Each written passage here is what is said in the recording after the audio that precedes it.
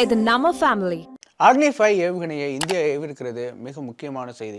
இந்தியாவுக்கு மட்டும் இல்லை, சைனாவுக்கும் கூட. ஏன் அப்படின்னா, இந்த டெஸ்ட் நடக்கும்போது சைனா இந்தியாவை உளவு பார்த்ததா சொல்லப்படுது. எப்படி சைனா இந்தியாவை உளவு பார்க்க முடியும்?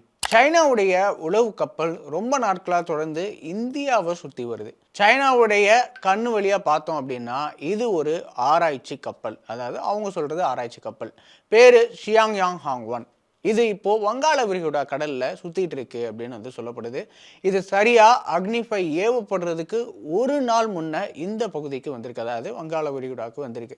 விசாகப்பட்டினத்துல இருந்து 260 மைல் தள்ளி கடல்ல சுத்திட்டு இருந்ததா கண்டுபிடிக்கப்பட்டிருக்கு.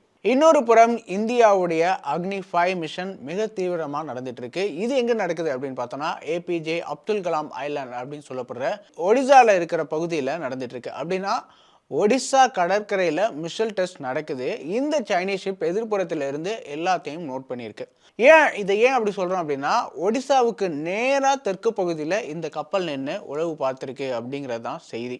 என்ன தகவல்களை இந்த சைனா கப்பல் எடுத்திருக்கும்? அது சைனாவுக்கு மட்டும்தான் தெரியும். அந்த கப்பல் இந்த பகுதிக்கு ஏன் வந்தது, எதுக்காக வந்தது அப்படிங்கிற விஷயம் இதுவரை எதுவுமே சொல்லப்படலை. ஆனால் ஒரு விஷயம் மட்டும் உறுதியாக சொல்லப்படுது. சைனா சொல்கிற மாதிரி இது ரிசர்ச் ஷிப் கிடையாது.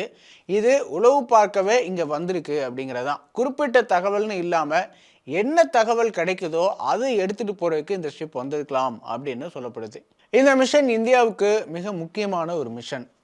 MIRV அப்படிங்கிற ஒரு புது டெக்னாலஜியை இந்தியா டெஸ்ட் பண்ணியிருக்கு. Multiple independently targetable reentry vehicle அப்படிங்கிறதான் இதனுடைய சுருக்கம் MIRV.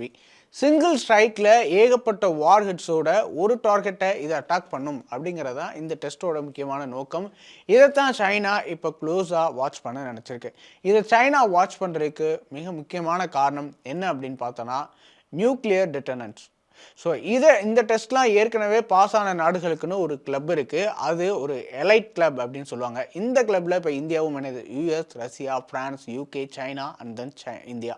இந்த சீன உளவு கப்பல் 2-3 வருடங்களாகவே இந்தியாவை சுற்றி தான் வந்துட்டே இருக்கு அப்படிங்கிறது நம்ம கவனிக்க வேண்டிய ஒரு மிகப்பெரிய விஷயம்.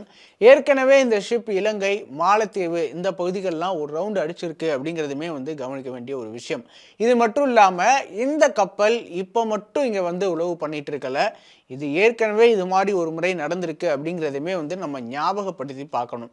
ஆனால் இதே மாதிரி ஒரு சம்பவம் எப்போ நடந்துச்சு அப்படின்னு தெரியுமா?